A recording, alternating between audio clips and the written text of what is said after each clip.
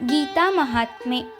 ಭಗವದ್ಗೀತೆಯ ಅಧ್ಯಾಯದ 436ನೇ ಶ್ಲೋಕದಲ್ಲಿ ಶ್ರೀಕೃಷ್ಣನು ಅಪಿ ಚೇದಸಿ ಪಾಪೇಭ್ಯಃ ಸರ್ವೇಭ್ಯಃ ಪಾಪಕೃತ್ತಮಃ ಸರ್ವಂ ಜ್ಞಾನಪ್ಲವೇನೈವ ವೃಜಿನಂ ಸಂತರಿಷ್ಯಸಿ. ಅರ್ಜುನ, ನೀನು ಸಮಸ್ತ ಪಾಪಿಷ್ಠರಿಗಿಂತ ಹೆಚ್ಚಿನ ಪಾಪಿಯಾಗಿದ್ದರೂ ಜ್ಞಾನಿಯಾಗಿದ್ದರೆ ಈ ಎಲ್ಲ ಪಾಪಗಳನ್ನು ಕಳೆದುಕೊಂಡು ಮುಕ್ತನಾಗಬಲ್ಲೆ ಎನ್ನುತ್ತಾನೆ.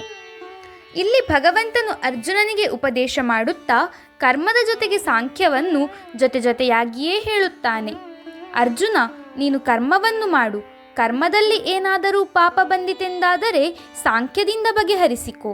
ಕರ್ಮ ಮಾಡಲೇಬೇಕಾದದ್ದು ಕರ್ತವ್ಯ, ಅದಕ್ಕೆ ತಡೆಯಾಗಲೇಬಾರದು.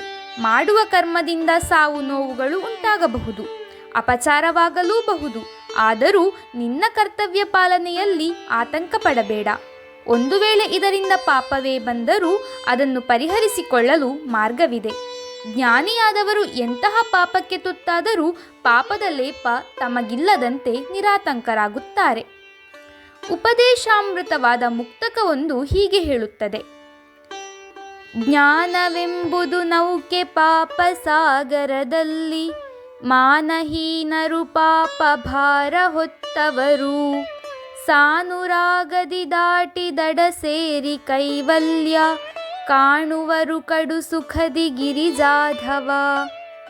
ಅಂದರೆ ಸಮಸ್ತ ಪಾಪಿಷ್ಠರ ಪಾಪಕ್ಕಿಂತಲೂ ಹೆಚ್ಚಿನದಾದ ಪಾಪವನ್ನು ಹೊತ್ತಿದ್ದರೂ ಪಾಪಸಾಗರದಲ್ಲಿ ಜ್ಞಾನವೆಂಬ ನೌಕೆಯ ಮೂಲಕ ಅದನ್ನು ಪರಿಹರಿಸಿಕೊಂಡು ದಡ ಸೇರಲು ಸಾಧ್ಯ ಎಂದು. ಜೀವನವೇ ಒಂದು ಸಾಗರ. ಇದರಲ್ಲಿ ಸುಖ ಕಷ್ಟಗಳು, ಲಾಭ ನಷ್ಟಗಳು, ಏಳು ಬೀಳುಗಳು ಇದ್ದೇ ಇರುತ್ತವೆ. ಅವನ್ನು ಎದೆಗುಂದದೆ ಎದುರಿಸಿ ಸಮರ್ಥವಾಗಿ ನಿಭಾಯಿಸಬೇಕಾದದ್ದು ಕರ್ತವ್ಯ.